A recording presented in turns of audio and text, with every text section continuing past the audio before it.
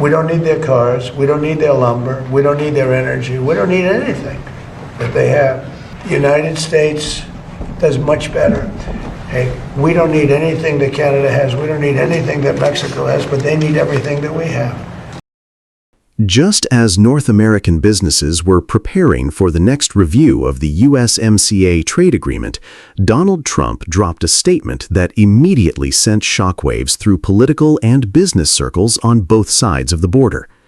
Standing before reporters at the White House, Trump declared that the United States does not need Canadian cars, Canadian lumber, Canadian energy, or, in his words, anything that they have. He then suggested he may not even want to renew the trade agreement that governs one of the largest economic relationships in the world. For many Canadians, the comments sounded familiar. This was the same president who had spent months talking about Canada as a potential 51st state. But this time, the message was different. Instead of arguing that Canada should become part of America, Trump appeared to be arguing that Canada barely mattered at all. The problem was that while those comments dominated headlines in Washington, events unfolding elsewhere were already making that argument much harder to sustain. What happened next was perhaps the most surprising part of the story. Mark Carney did not rush to a podium. He did not announce emergency retaliation measures. He did not spend the next news cycle trading insults with Trump. Instead, the reaction came from places that had nothing to do with political speeches. Executives, investors, manufacturers, and trade analysts immediately began revisiting a question that has become increasingly common over the past year.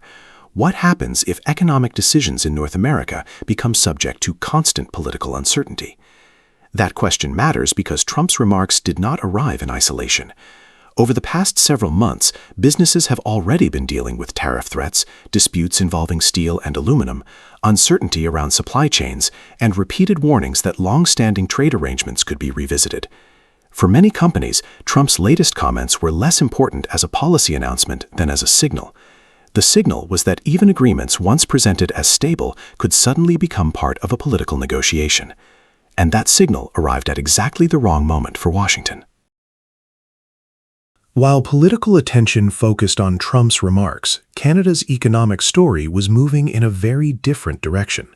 Earlier this year, the Carney government launched the Canada Strong Fund with an initial commitment of $25 billion aimed at attracting investment into strategic sectors, including energy infrastructure, critical minerals, advanced manufacturing, artificial intelligence, and defense-related industries. At the same time, Canada continued securing new investment commitments tied to LNG exports, mining projects, battery supply chains, and industrial expansion. These developments were not directly connected to Trump's latest comments. In fact, most of them were already underway. That is precisely why they matter. Trump was speaking as though Canada remained trapped in a relationship where it had no alternative but to follow Washington's lead. Yet investors were increasingly behaving as though Canada was becoming a destination in its own right. For years, Canada's critics argued that the country depended too heavily on the United States. Carney's response has not been to deny that reality. Instead, his strategy has been to gradually reduce the risks associated with it. And every new dispute coming out of Washington has made that strategy easier to justify. The timing is particularly awkward for the White House because Canada's recent trade numbers have been moving in the opposite direction of Trump's narrative. Statistics Canada reported that Canadian exports reached a record $75.2 billion in April, while the country's trade surplus climbed to $2.7 billion, the highest level in 15 months. Canada's surplus with the United States alone widened to $9.5 billion, its strongest level since early 2025. At the same time, Canadian exports to China hit a record $3.8 billion, providing fresh evidence that Ottawa's diversification efforts are gaining traction. Meanwhile, Trump is threatening to reopen trade battles at a moment when businesses are already warning that uncertainty surrounding USMCA could discourage future investment decisions across the United States. The biggest challenge for Trump's argument is that North America's economy does not function according to political slogans. When Trump said, "America does not need Canadian energy," he was talking about a country that remains the largest foreign supplier of crude oil to the United States. Millions of barrels continue moving south every day through pipelines that support refineries across several American states. When he said America does not need Canadian lumber, builders were still relying on Canadian supplies, as housing affordability remains one of the most sensitive economic issues facing the United States. And when he dismissed Canadian vehicles, he was describing an industry where parts routinely cross the border multiple times before a finished car reaches a dealership. That reality creates a complication for policymakers. Businesses can adapt to tariffs. They can adapt to regulations. What they struggle to adapt to is uncertainty. Every time questions emerge about the future of USMCA, companies planning billion-dollar projects must decide whether North America remains as predictable as it once appeared. Those decisions rarely make front-page headlines, but they often determine where factories are built, where jobs are created, and where capital ultimately flows. This is where the story took an unexpected turn. Trump's comments were intended to project strength. The message was that America holds the leverage, and Canada needs the relationship more than the United States does.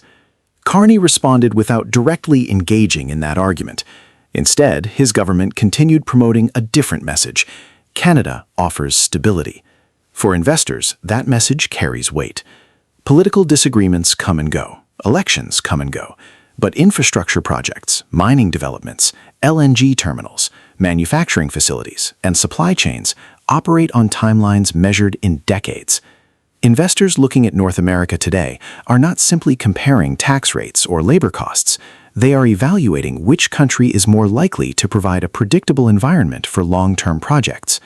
That is one reason foreign direct investment into Canada has remained strong, while major projects continue moving forward across energy, minerals, and manufacturing sectors. Ironically, every new suggestion that Washington may revisit existing trade arrangements strengthens Canada's pitch that diversification and stability are valuable assets. Without intending to, Trump may be helping Ottawa make its case.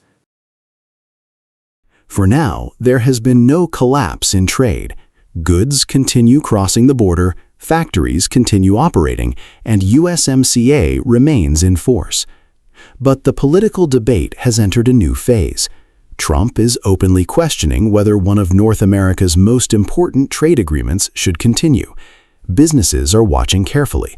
Investors are watching even more closely. And Carney appears determined to use this moment to accelerate Canada's push toward greater economic resilience.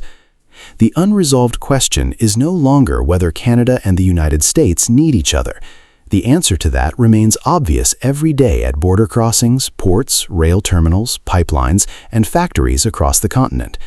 The more important question is what happens if investors begin viewing political predictability as Canada's competitive advantage. Because if Trump's goal was to convince the world that Canada has nowhere else to go, the early response suggests many investors are reaching a very different conclusion. They are not asking whether Canada matters. They are asking whether Canada may be becoming one of the safest long-term bets in North America.